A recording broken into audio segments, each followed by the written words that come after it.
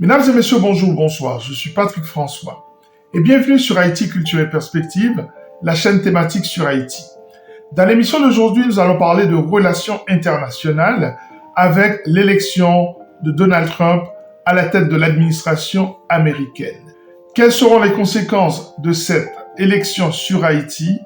La question sera documentée tout au long du mandat de Donald Trump. Cependant, il y a un aspect sur lequel on peut déjà se pencher.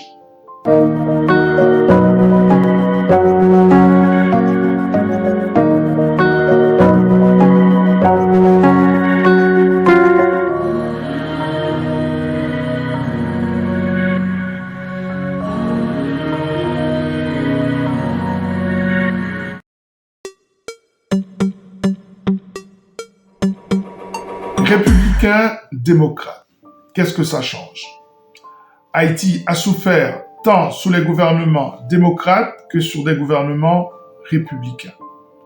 Par exemple, c'est Obama qui a expulsé le plus grand nombre d'Haïtiens. C'est George Bush qui a favorisé la désinstitutionnalisation de notre pays. C'est son père qui a soutenu le CNG dans les années 80. C'est Bill Clinton, soi-disant l'ami d'Haïti, qui a pillé ce pays, alors que c'était un démocrate. C'est sous Biden que le pays s'est désagrégé, que les gangs ont pris le pouvoir. Stratégie qui consiste à mettre le chaos dans un pays pour pouvoir le contrôler, on ne nous fera pas à nous. C'est sous Reagan que Duvalier a eu son soutien le plus élevé. Bref, que ce soit Donald Trump, Kamala Harris ou Joe Biden, est-ce que ça a vraiment de l'importance au niveau de la manière de considérer Haïti? Je ne le crois pas. En tout cas, ça se discute.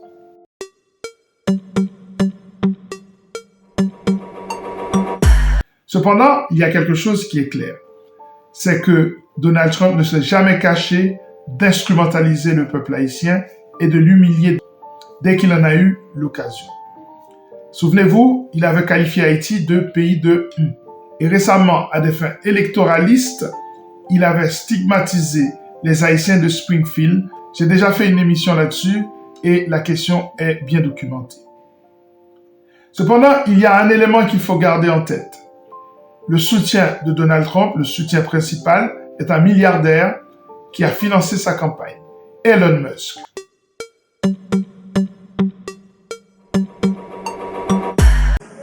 But the Trump, who did you say? Oh, let me tell you, we have a new star. A star is born, Elon. Now he is. Now he's an amazing guy. Elon Musk, c'est celui qui a fait circuler une rumeur selon laquelle les Haïtiens étaient devenus des cannibales.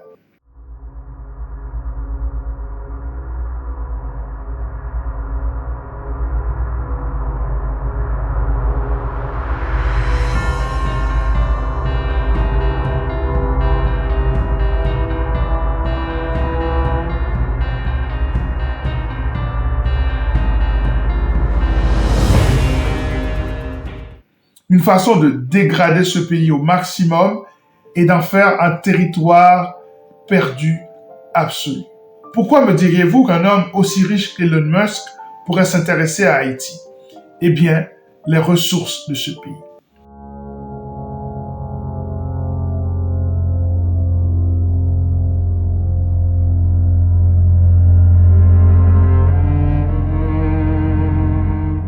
J'ai fait plusieurs vidéos sur le sous-sol haïtien, la présence notamment de l'iridium, peut-être du cobalt, d'autres ressources encore. Le problème avec ça, c'est que ce n'est pas documenté puisqu'il y a un secret de polichinelle sur la réalité des ressources naturelles en Haïti. Cependant, il n'est pas tout à fait farfelu de penser que les ressources haïtiennes puissent intéresser Elon Musk.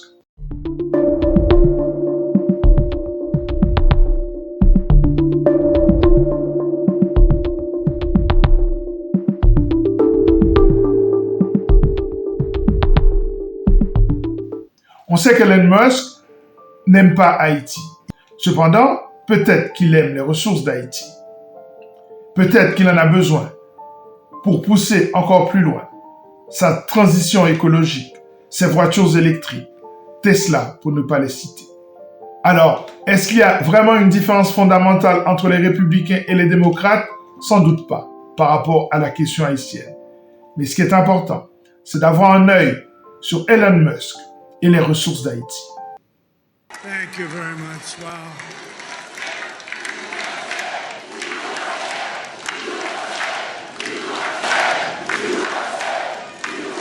Well, I want to thank you all very much. This is great. These are our friends. We have thousands of friends in this incredible movement. Voilà, ça est terminé pour cette émission consacrée à l'élection de Donald Trump et l'importance d'Elon Musk par rapport aux ressources naturelles d'Haïti. À très bientôt sur cette chaîne pour une nouvelle émission consacrée à la culture haïtienne. J'en profite pour remercier ceux qui se sont abonnés à cette chaîne et inviter les autres à le faire si ce n'est pas encore fait. Vous savez que je fais ce travail avec beaucoup de passion sur mon île bien-aimée et me mettre un petit pouce bleu, mettre un commentaire, partager cette vidéo et s'abonner, c'est un moyen de soutenir cette initiative. À très bientôt, prenez soin de vous.